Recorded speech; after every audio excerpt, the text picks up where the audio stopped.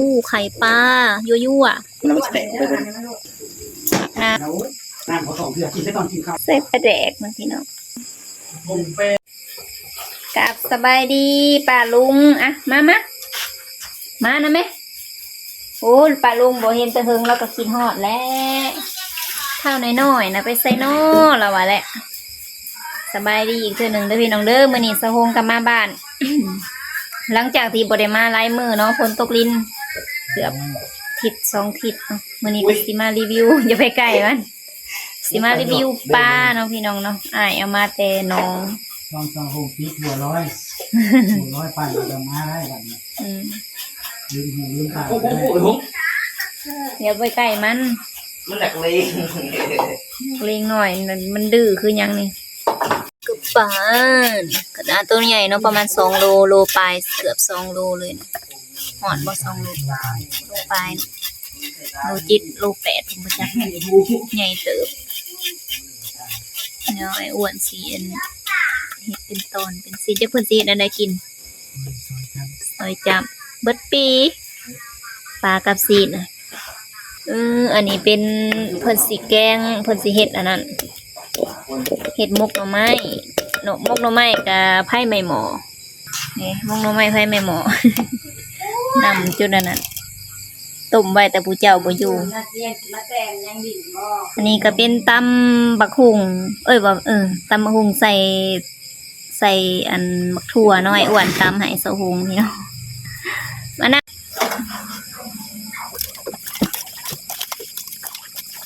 เตาหน่อยโพดเตาเอาง่ายๆกว่ามันจะไปนั่งกินขาเร็วมาดูพี่น้องว่าสั่งบางครั้งอยากกินขาเลยกินโลดกินกับเขาเด้อ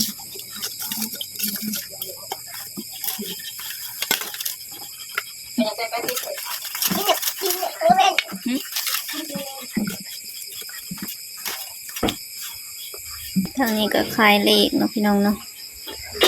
เลขลาว วันนี้เลขลาวเลขไทยออกไปแล้ว7778ยังเลขลาวตอน20:30 มาลุ้นกันเด้อว่าเลขสิออกยังพี่น้อง สิออกไหลกันนะจ๊ะโหเบิ่นเต็มยังไงนี่คือเก่งแท้เบิ่งดูเพิ่นบ่อยากให้เบิ่งเพิ่นอาย ว่าเพื่อนอะไรก็ได้ ป้อนเฮาบ่อยากกูป้อนก็จังน้อยก็ว่าบ่ถูกใจเด้อพี่น้องมีตำบักหุ่งเด้อขึ้นดีๆอ่ะหมดมามันจุกหวานดึงตั้งรับมาดึงตั้งมา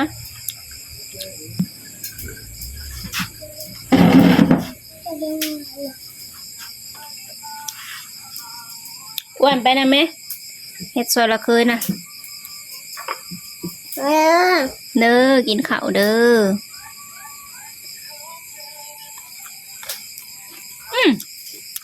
เก่งอ่ะกินข้าวแฮมอย่าหยอกไป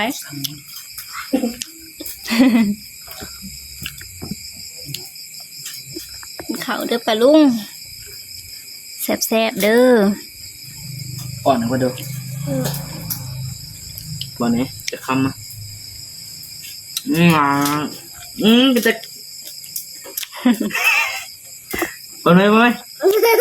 มือไปจับยังมาอยู่จับอันขี้ดินจบดีได้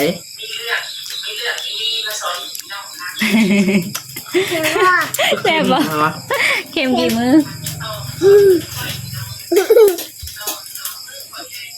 ยังกินน้ำเขาเก่งเอาไปใส่อีกเลย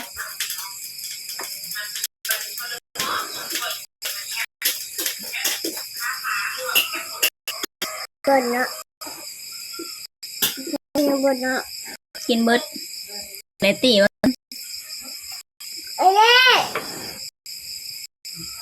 กินข้าวเด้อ เอาไป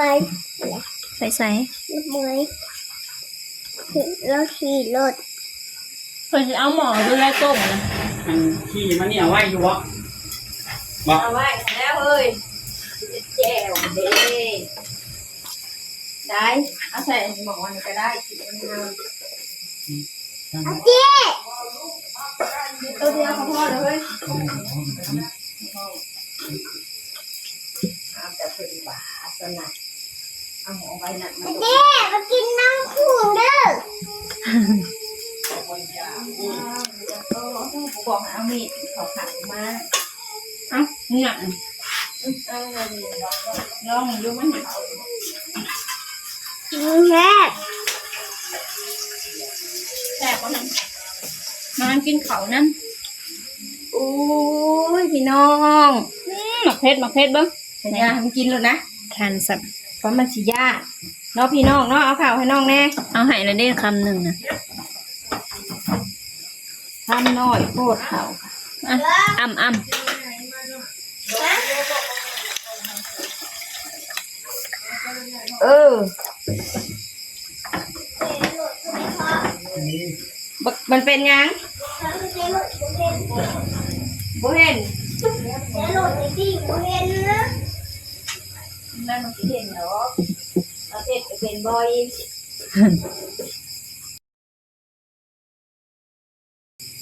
นี่นะนี่มันเป็นแม่ตุ้ม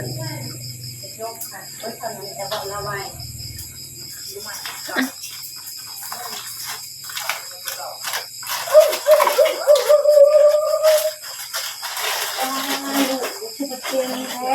เดี๋ยว แล้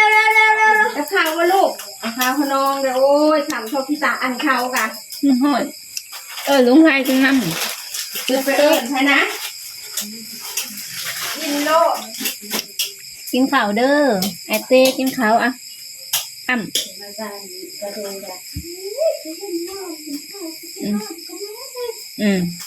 คุณว่ารบแล้วก็ให้คันเห็นร้านอันเห็ดอันมันแบบว่ามันเห็ดเอียงแบบมันหูจักความมันดิค่อยตอนไป4-5 โลแล้วอยากกินร้ายบางครั้งกินเถอะละน้อยเขาอุ้ยสุดเก่งไทยลูกไผวะได้ตามมาหุ่มเพชรบ่ลูกใส่ซองมาเฮาบริกอันนั้นบักวนเฮ็ดไหนอันนี้แล้วพวกเรามาเห็นยังเอาหลด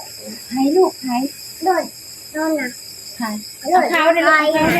ไม่หลดต้องไฟนะ ไปเป็นใส่นะฮ้อนเขาอ่ะ มีห่างนี่ คืออีห่างนี่ คือเบ้นี่ คือแบ่ให้พาเบาว่าแนะนำไปเด้อลูกกูนะเก่งอย่ารอของความอร่อยตอนนี้ก็ซอยปลาเอากลางเบิ่งได้เด้อกลางมันคือตอนใหญ่แต่บ่ทำเรานางมัน ซอยสีนปลาเนาะบ่อัดกะอย่าติบเขานะมันห่อนยุ่งพกกะหันหน่อยคันนี่น่ะดิ โอ้ยพยศเนาะ คันและห่อนแน่น่ะสีนปลา คนบ่คือหมูสุแกน แล้วก็บักย่านี่ถ้ารอดอู่นะเรื่องลูกบ่กินตำมะพงยังหลายร้านแม่ฮอนเตอร์ได้เขาแต่ มันเป็น7-8เนาะ ขนาดทั้งหนากันยังอัน เอามากับเขาอยู่ไหนคะ อันเอียงเกาะ7667เอียงเกาะ เอา โอ้นี่ลูก 9779 หนูนี่ได้เป็นเท้าหดหลัง 69บาททางหล้างบัดอัน78อันนั้นยังก็แม่นทางหน้ากับทางหลังน่ะอันเดียวกัน กลับไปกลับมามีแต่ตัวกลางน่ะมีแต่69 เลขออกสูงเนาะ งามคือว่ะเลขนะ แปดโอ้โห 7 78 7887 ทางหน้ากับทางหลังน่ะเลขตัวเดียวกันหักเปลี่ยนนั่นน่ะซื่อ เป็นนั่นแดน ๆเอาเกี่ยวกลางออกก่อนดึงออกซอยออกเลยเบิกเดิมมือ เลยมาดูเลย สูตรไอติ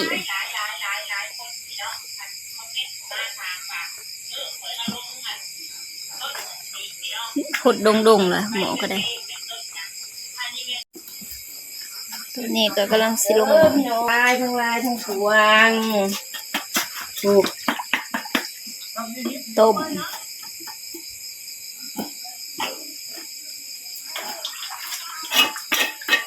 ปลาไข่บ่ ปลาบดไข่คนไข่ ลืมอันนั้นน่ะอึ้งลืมแห้งอันนี้ก็อึ้งลืมกับบ่ปานใดผู้เสี่ยวซานซอยปลานะปีกหัวมัน อยากเป็ดทาบีทาอีหยังก็ ซื้อมาเลย เป็ดอันทาบีหัวทาบีอันนี้ ไป ไข่ เด้อเอาไปเด้อลูกเอาไปเด้อลิ้นนี่ เอา แหละ ลูกเอาไป ไข่ โลด มันไข่ปลาเนาะ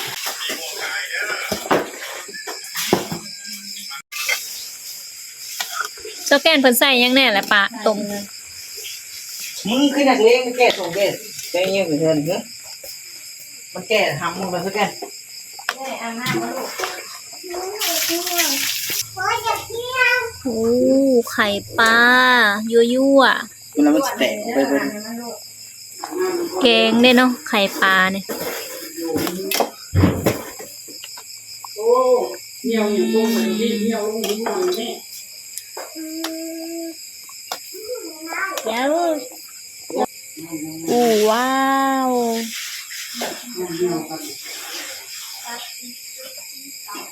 ปลาอีกแล้ว มาป้าลุงการก็อยู่นะ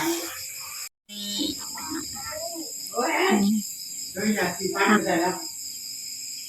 จุดได้ครึ่งกับซามกับโพดว่าลายปลา2 ตัวเห็ดจนเบิดเนาะ แล้วแต่ละข้างเลยคือมา กินมาทะเล เอาล่ะพี่น้องสำหรับคลิปนี้ก็ขอจบไปเพียงส่านี้เด้อจบการรีวิวนะคะ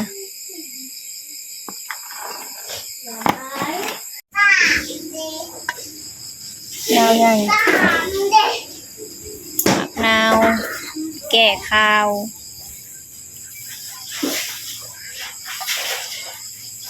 หมักใหญ่เนาะหมักนาวเอาในนี้บ่ซื้อ เอาไม่ใส่ กกของลุงไซน์ ทำนะบ่ น้ำกับขันผสมกระสานสะอิ่วสะอิ่ว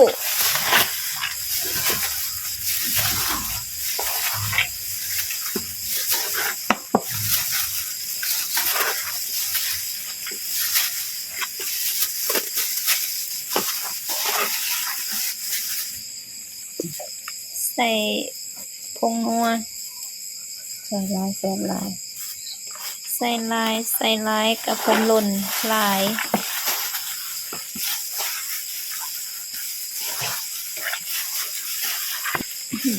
กินบ่เบิดกะเอาไว้2 มื้อ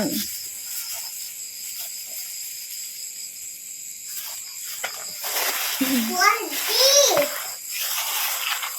น้ำเราแย่งหอยหมูมันสมบูรณ์มันก็สมบูรณ์แม่นี่เบิดมันบ่เห็นกินน้ำเขา2 เทื่อกินได้ตอนกินข้าวฮะกินข้าวแล้วก็กินน้ำเหลือกลางนั่นจ้ะ ฮะ แล้วคือเจ้ามัน ใส่ปลาแดกนะพี่น้องแล้วละสิครัวบ่แล้วนี่แล้วก็ขัวใส่หม้อคลุกเคล้าเข้ากัน พากันนอนกลางคืนนะพากันล้มกัน ลงหม้อเลยค่ะ วันนี้ซอยจุมันตก2 มื้อ 3 มื้อมันมัน ซอยจุลาบ นี่มันก็เบิด บ่ใส่น้ำบ่ ปักดีกว่ากระโดนกระเด็นด้วยกัน อันนี้น้ำต้ม บ้านน้ำส้มผมเป้เลยมันร่องหัวตาจับหมดเลยนี่ 2ได้ โอ้ 9 สีดำ